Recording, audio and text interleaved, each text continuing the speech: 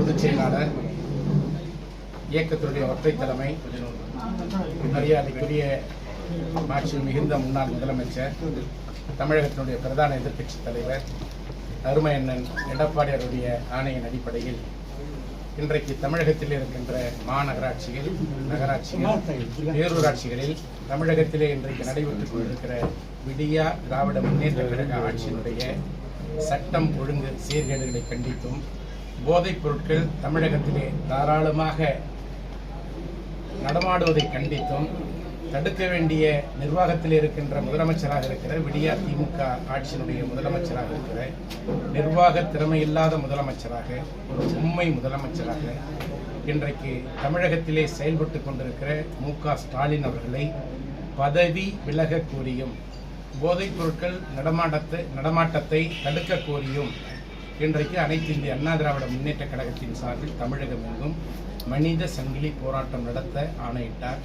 அதன் அடிப்படையிலே திருவண்ணாமலை தெற்கு மாவட்ட கழகத்தின் சார்பில் புதுப்பாளையம் பேரூராட்சி, செங்கம் பேரூராட்சியில் சிறப்பான முறையிலே மனித சங்கிலி ஆர்ப்பாட்டம் நடைபெற்றது.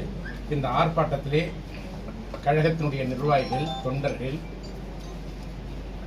மகளிரணியைச் சேர்ந்த சகோதரிகள் அனைவரும் திரளாக கலந்து கொண்டு பொதுமக்களுடைய ஆதரவோடு மிக சிறப்பான முறையிலே இந்த ஆர்ப்பாட்டம் நடைபெற்றது. இந்த ஆர்ப்பாட்டத்தின் மூலமாக ஆட்சி அதிகாரத்தில் இருக்கின்ற மு.க.ஸ்டாலின் அவர்களும் உதயநிதி ஸ்டாலின் அவர்களும் உடனடியாக பதவி விலக வேண்டும் என்றும், இன்றைக்கு கடத்தல் மன்னனாக இருக்கிற ஜாபர் சாதிக் அவர்கள் 5000 கோடிக்கும் மேலாக இன்றைக்கு போதைப் பொருட்களை கடத்தியிருக்கிறார். அதற்கான வாக்குமூலங்களை அவர் தந்திருக்கிறார். அதிலே முதலமைச்சரோடு நெருக்கமாக இருக்கின்ற புகைப்படங்கள் வெளிவந்திருக்கிறது. விளையாட்டுத்துறை அமைச்சராக இருக்கிற மு.க.ஸ்டாலினுடைய மகன் உதயநிதி ஸ்டாலின் அவரோடு நெருக்கமாக இருக்கின்ற புகைப்படம் வந்திருக்கிறது. அதே போல உதயநிதி ஸ்டாலினுடைய மனைவி கிருத்திகா உதயநிதி ஸ்டாலின் அவர்கள் டைரக்டராக இருக்கிற மங்கை என்ற திரைப்படத்திற்கு கடத்தல் மன்னன் ஜாபர் சாதிக் அவர்கள் ஃபைனான்ஸ் செய்திருக்கிறார்.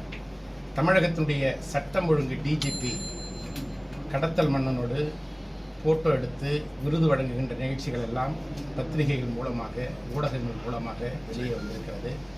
இன்றைக்கு டெல்லி போலீசார் கடத்தல் மன்னனை கைது செய்து பல்வேறு வாக்குமூலங்களை அவரிடத்தில் இருந்து பெற்றிருக்கிறார்.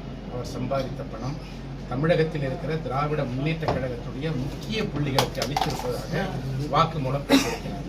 எனவே இதிலிருந்து கடத்தல் மன்னன் ஜாபர் சாதிக் அவர்களை கைது செய்து உடனடியாக பல்வேறு நடவடிக்கைகளை மத்திய அரசு எடுத்து வருகிறது. இதன் மூலமாக திராவிட முன்னேற்ற கழகத்தினுடைய முக்கிய புள்ளிகளோடு கடத்தல் மன்னனுக்கு இருக்கின்ற தொடர்பு வர வர வெளிவர இருக்கிறது என்பதை அந்த போதைப்பொருள் தடுப்பு பிரிவினுடைய அதிகாரி தெரிவித்திருக்கிறார். எனவே எதிர்காலத்தில் திராவிட முன்னேற்ற கழகமே தமிழகத்தில் இல்லாத சூழ்நிலை உருவாகும் என்பதை இந்த நேரத்தில் நான் திடமாக தெரிவித்துக் கொள்கிறேன்.